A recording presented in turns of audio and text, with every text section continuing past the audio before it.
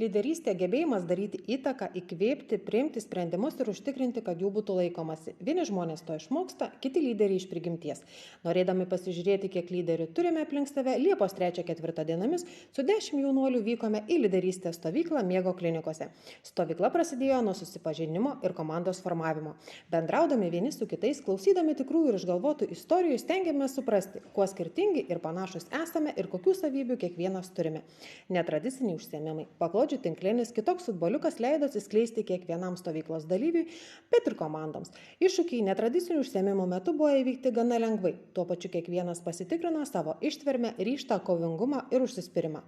Po sočių pietų pasitelkėme laikraščių teatrą, kūrybinį metodą jungiantį istorijų pasakojimą ir interaktyvų teatrą. Tapome jaunaisiais aktoriais, kurie gali tyrinėti savo emocijas saugioje ir įgalinančioje aplinkoje.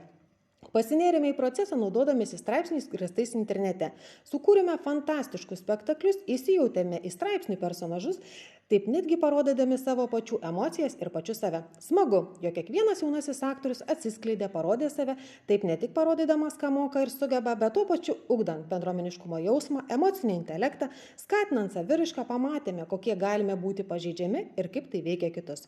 Vėliau išsiruošėme į žygį tyloje. Iki galo dar nepažinti komandos draugai, nedrąsa ir smalsumas, užrištos akys ir negalėjimas komunikuoti. Miškas, pievos, krantai palei ežerą ir tyla. Tiek nedaug, o tuo pačiu tiek visko. Kiekvienas grįžo su skirtingomis emocijomis ir potyriais. Vieniems buvo smagu, kitiems baisu, treti visą laiką juokėsi, kažkas nesijautė gerai, nes nejautė komandos draugo palaikymo, o kažkas norėjo pakartoti tai ir lyjant lietui. Svarbu, kad po visko vykusi refleksija leido pažinti visus tokius, kokie jie yra. Jautrius, ryžtingus, atvirus, pasimetusius, tačiau gebančius išeiti iš komforto zonos ir įveikti didžiausias baimės bei pasitikrinti savo galimybių ribas. Po vakarienės turėjome aktyvių komandinių veiklų, privertusių pasukti galvas, padėjusių išreikšti save, lavinančių mąstymą ir kūrybiškumą ir netgi nukeliančių į vaikystę. Lavinome ne tik vaizduotę, loginį bei strateginį mąstymą, mokėmės bendradarbiauti, ugdyti lyderystės savybes, gerinti bendravimo įgūdžius, bet ir išmokome pralaimėti. Pirma stovyklos diena užsitęsė. Šokom, dainavom, bendravom, svajojom, kepėm dešreles, mėgavomės keptais zefiriukais, bandėm keisti liūdesį į judesį ir mums pavyko.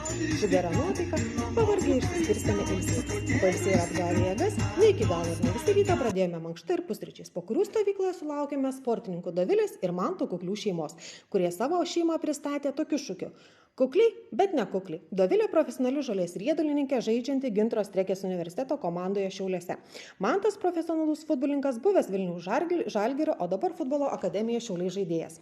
Jie papasakojo, kaip tapo sporto srities profesionalais.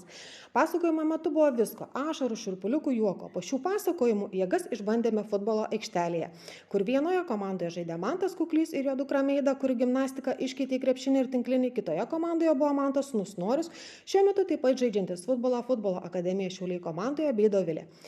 Intensyvus žaidimas pareikalavo daug fizinės ištvermės ir jėgų, tačiau visi stengiasi atsiskleisti ir pasirodyti, kad neliktų nepastebėti. Be to ne vienam kilo klausimų apie traumas, triukus, žaidimą su Ronaldo lyderystė. Žolės rieduliu taip pat buvo susidomėjusi ir po to išgirdome, kad vienas iš jaunuolių jau žino, kokia sporto šaka jam patinka ir norėtų išmokti žaisti žolės riedulį. Netgi pažadėjo Dovilei, kad po kelių metų jie apie jį išgirs, kaip apie profesionalų žolės riedulininką. Su nekantrumu lauksime ir tikime, kad kai labai nori ir sieki, viskas įmanoma. Po pietų komanda gavo užduotį pastatyti piramidę iš stiklinių. Užduotis iš pradžių pasirodė sunki, tačiau komandinis darbas, bendradarbiavimas padėjo įveikti šią užduotį gana greitai. Stovyklos dalyviai buvo apdovanoti diplomais, o mes negalėjome nepastebėti dviejų jaunuolių aktyvumo, užsidegimo, charizmos, pozityvumo, gebėjimo įkvėpti kitus, motyvuoti ir siekti bendro tikslo. Todėl jie tapo stovyklos lyderiais ir buvo apdovanoti prizais.